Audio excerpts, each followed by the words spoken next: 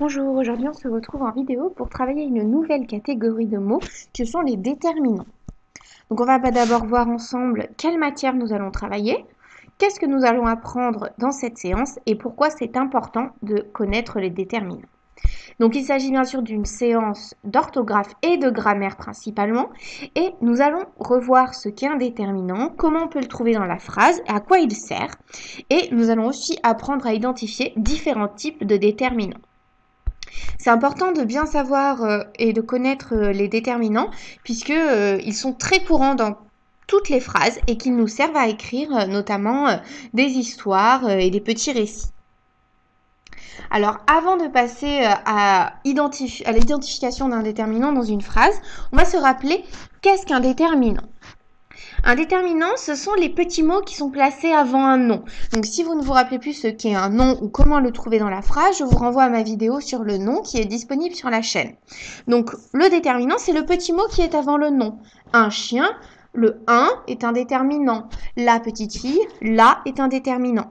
Qu'est-ce que ça permet de faire le déterminant? Ça nous permet de connaître le genre et le nombre du nom. Qu'est-ce que le genre et le nombre? Tout simplement le genre, c'est est-ce que le mot est féminin ou masculin? Est-ce que c'est une fille ou un garçon? Et le nombre, c'est est-ce que le mot est au singulier ou au pluriel?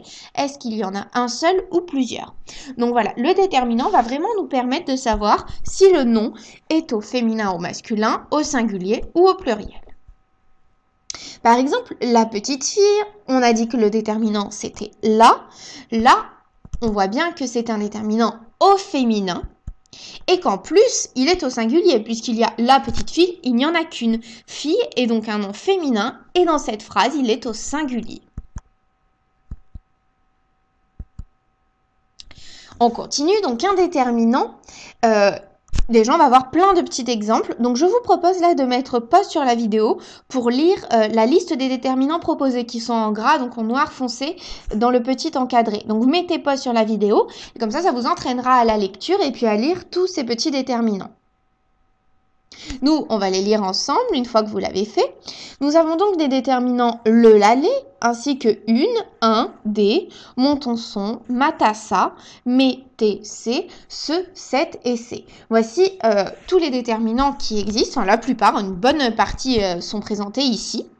Et je vous rappelle également, vous savez, dans notre château des mots qui est accroché dans la classe, comment sont représentés les noms. Ce sont ces petits ronds bleus qui se baladent toujours accompagnés d'un petit chien. Et on avait dit que donc le petit chien représentait le déterminant. Pourquoi? Parce qu'un nom est pratiquement toujours accompagné d'un déterminant. Donc vous pouvez garder cette image en tête du nom qui promène son petit chien, donc son déterminant qui est le petit ovale jaune. Donc ça, on l'a bien vu en classe dans le château des mots. La petite fille, voilà, le déterminant, c'est toujours là. Et ce qu'il faut savoir, c'est que le déterminant et le nom, c'est-à-dire le rond bleu, le monsieur, avec son petit chien, l'ovale, le jaune, forment un groupe nominal. Un groupe nominal, c'est un déterminant et un nom. Et parfois, il y a un adjectif qui se rajoute, mais ce sera l'objet d'une autre vidéo. On va s'intéresser maintenant à comment reconnaître un déterminant dans la phrase. Alors, la meilleure méthode que je puisse vous donner, c'est que pour reconnaître si un déterminant, enfin, si un mot est bien un déterminant, on peut le remplacer par un autre déterminant. Par exemple, si dans une phrase, il y a « mon anniversaire est le 27 juillet », mon anniversaire, on peut le remplacer par un anniversaire. Le seul mot qui a changé dans la phrase, c'est bien le mon et le un. Donc c'est un déterminant qu'on peut remplacer par un autre. Ton anniversaire est le 20 juillet, etc. Donc pour reconnaître un déterminant, on essaye d'en le remplacer par un autre. Et pour s'aider, on peut prendre un qui est dans la liste que vous avez lue tout à l'heure. Voici ici donc les déterminants qu'on a vus tout à l'heure. Alors ça, c'est un petit peu plus avancé que le CE1, on le verra plutôt l'année prochaine, mais je l'ai mis quand même si certains enfants le regardent et sont peut-être d'un niveau plus avancé. Les déterminants peuvent se classer en plusieurs catégories. On a les déterminants définis qui sont donc le, la, les et puis le L apostrophe pour les mots qui commencent par une voyelle. On a également les déterminants indéfinis, un, une et des. Et enfin, les déterminants possessifs, là, il y en a beaucoup. Mon, ma, mes, ton, ta, tes, son, ça, c'est, notre, nos, votre, vos, leur et leur au pluriel. Donc voici la plupart des déterminants qu'on peut classer en 3 catégories.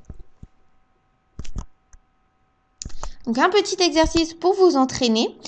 Voici plein de groupes nominaux. Donc on a dit un groupe nominal se compose d'un déterminant, d'un adjectif, parfois ou pas, et enfin d'un nom. Ici, je vous demande de souligner les déterminants dans ces différents groupes nominaux.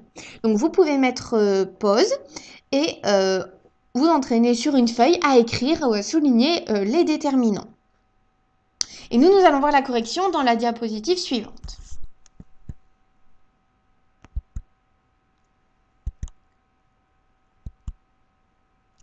Alors ici en jaune ont été surlignés les déterminants.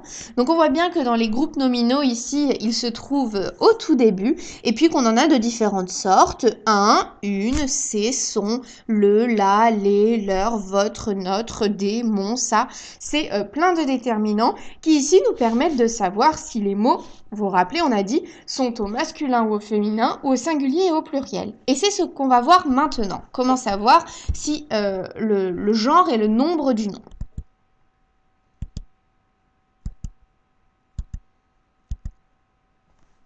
Donc on a bien dit que les déterminants se placent devant le nom, juste avant, on l'a vu dans la correction juste avant, ils sont toujours au début du groupe nominal, et on a dit que ça s'accordait en genre et en nombre.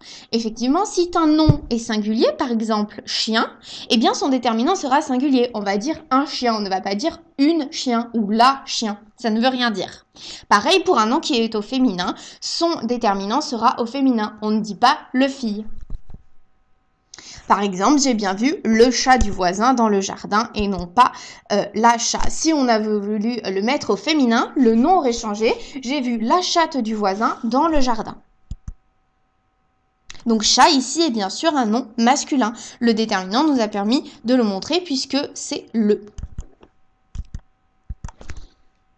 Un exercice pour vous entraîner, je vous propose de mettre pause. Alors, la consigne du premier exercice, ici il y a deux petits exercices, c'est d'écrire un déterminant devant chacun des noms.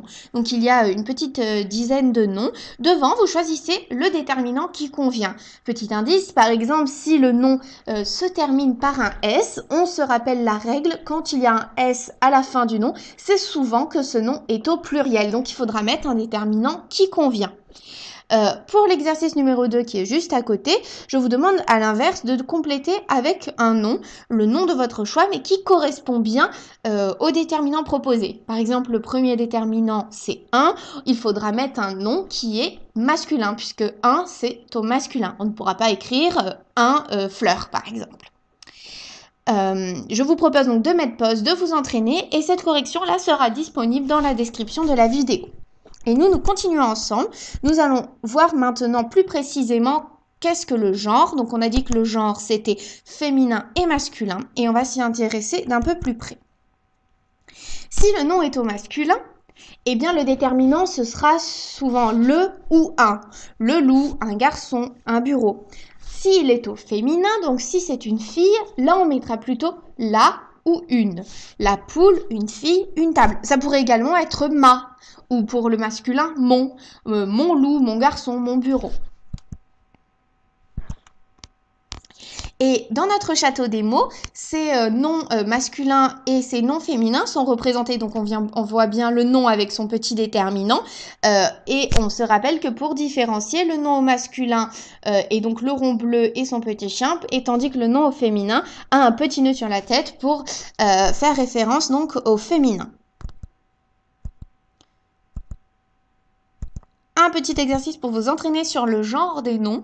Donc je vous propose de classer les noms dans le tableau ci-dessous. Donc vous prenez une feuille ou un cahier, vous recopiez assez rapidement le tableau ci-dessous avec une colonne féminin, une colonne masculin.